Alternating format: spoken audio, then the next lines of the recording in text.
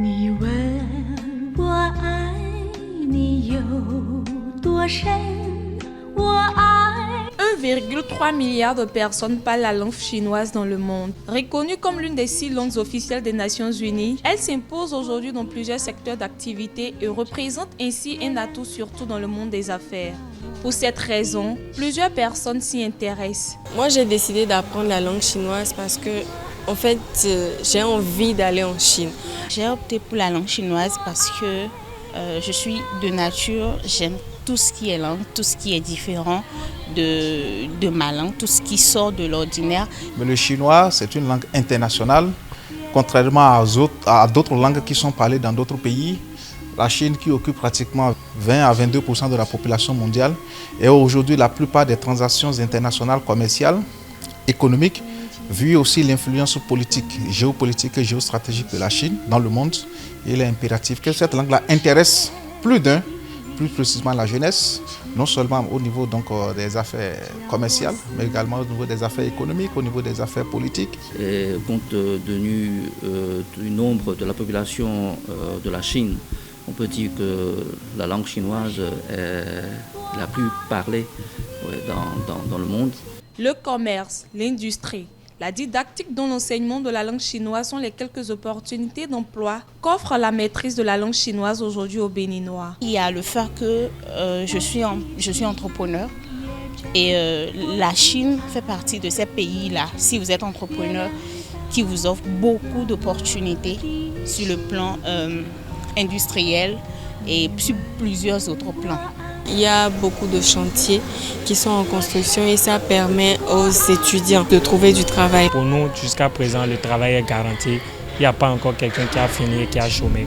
Apprendre cette langue, c'est vraiment difficile. C'est pas facile. Mais si tu te donnes, tu iras très très loin de ça. On en a beaucoup qui ont commencé avec nous, mais qui n'ont pas pu tenir. Mais il y en a aussi un bon nombre qui ont tenu et qui sont actuellement dans de bonnes conditions de vie. Peu importe ton niveau, tu auras du travail. Vous avez affaire avec un homme d'affaires chinois. Si vous avez un interprète, ce ne serait pas la même chose. La négociation ne serait pas la même chose. Il y a un niveau d'examen qu'on appelle le HSK. Hanyu Shopping Kaoshi, c'est comme les TOEFL.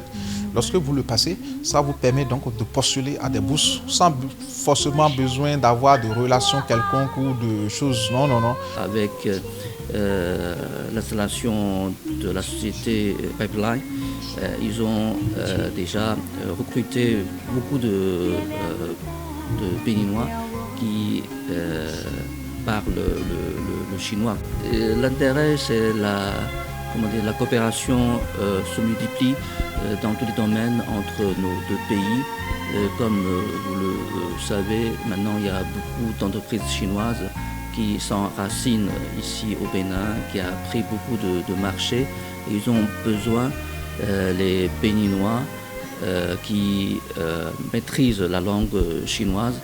Instaurée depuis plus de 50 ans, la coopération sino-béninoise est au beau fixe. Cela s'observe à travers les différents partenariats entre les deux pays. Depuis 1972, depuis la période de PRPB, la période de révolution, le Bénin a toujours gardé de très bonnes relations diplomatiques avec la Chine. On n'a jamais rompu ces relations-là. Et aujourd'hui, je peux vous dire que ces relations sont au beau fixe. Nos coopérations, c'est à cause de la pandémie, quoi. Pas comme avant, quoi. Ça s'est bien développé. C'est pourquoi après la pandémie, on vient de relancer nos coopérations dans tous les domaines entre nos deux pays, surtout dans le domaine de la culture, de l'éducation, des sports, même de la santé. Le 20 avril 2023 représente la 14e journée internationale de la langue chinoise. Au cours de cette journée, plusieurs activités sont prévues pour renforcer le rapport bilatéral entre le Bénin et la Chine et contribuer ainsi au développement du Bénin. Merci en chinois. Xie xie.